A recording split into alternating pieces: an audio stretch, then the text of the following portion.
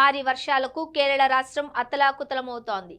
గత కొన్ని రోజులుగా కురుస్తున్న కుంభవృష్టికి రాష్ట్రంలోని అన్ని జిల్లాలు ప్రభావితమయ్యాయి. మంగళవారం కురిసిన వర్షానికి వాయనాడ్ జిల్లాలో ఘోర విషాదం చోటు చేసుకున్న విషయం తెలిసిందే. ముప్పాడి సమీపంలోని వివిధ ప్రాంతాలలో భారీ కొండచర్యలు విరిగిపడి 24 మంది మృతి చెందారు.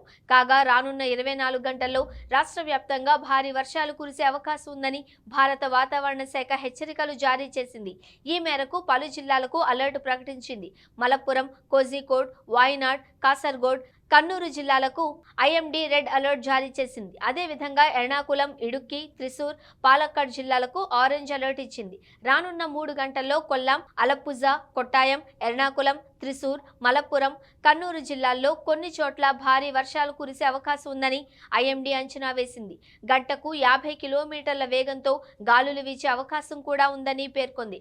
ఐఎండీ హెచ్చరికల నేపథ్యంలో అప్రమత్తమైన అధికారులు సుమారు 10 జిల్లాలలో నేడు విద్యాసంస్థలకు సెలవు ప్రకటించారు.